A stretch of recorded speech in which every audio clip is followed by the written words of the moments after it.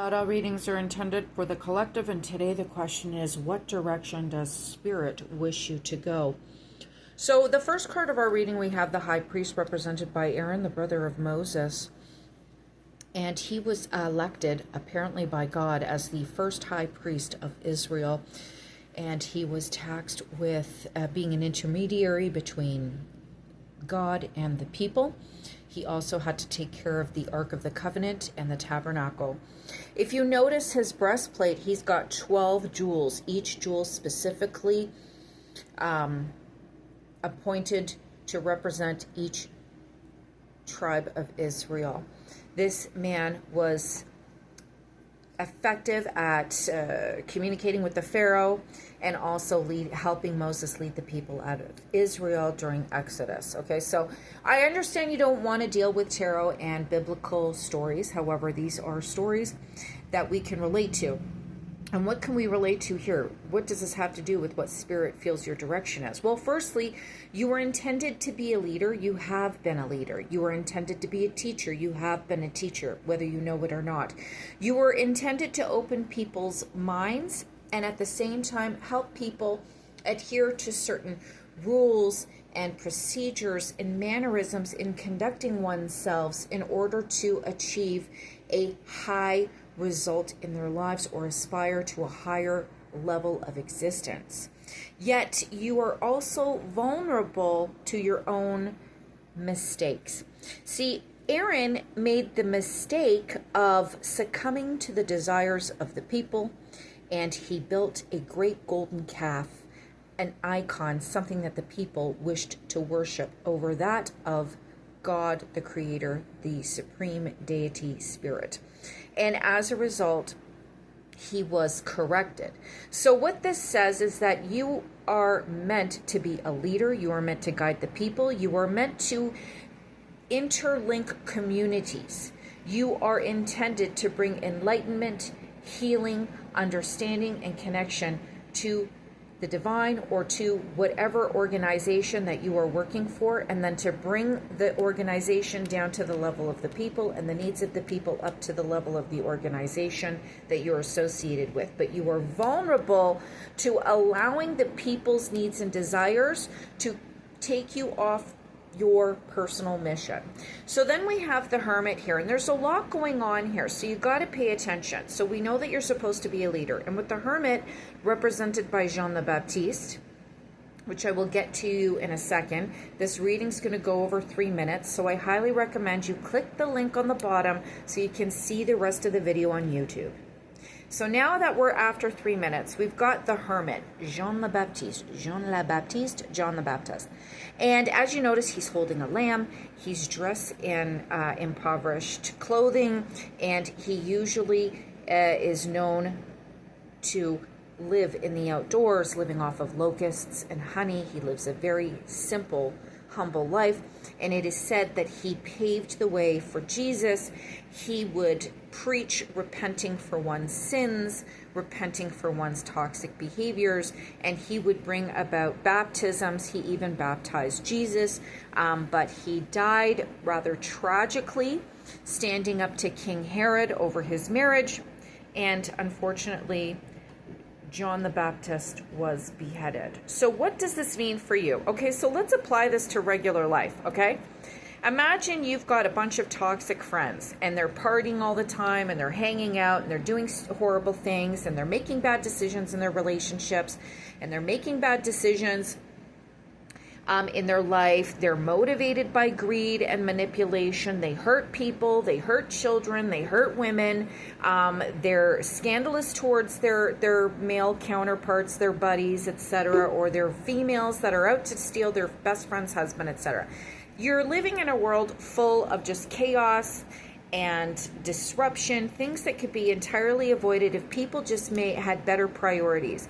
See, this is what Spirit is leading you towards, to being a leader, to living a humble lifestyle. You don't need the latest iPhone. You don't need the best new car or to live according to what Facebook deems you as being beautiful. You do not have to put on a show for anyone, because what that is going to do is distract you from your path. And you are better than superficial, than a superficial identity. You are better than pursuing toxic lifestyles. You don't need to do what everybody else is doing. You're supposed to be observing what people are doing. You are supposed to be leading people in a better direction. You're not supposed to succumb to their wants and needs. You know better. You are a person who has a higher level of knowledge. You have a higher level of understanding, and you can see the trees for the forest, and then you can also see the entire forest from a different angle. You're not one to get encompassed and involved in everything that everyone else does. However, you are prone to falling victim to what everyone else does if you lose your way. So Spirit is saying you're not supposed to lose your way. You are supposed to have the right priorities. You are supposed to guide other people in the right direction.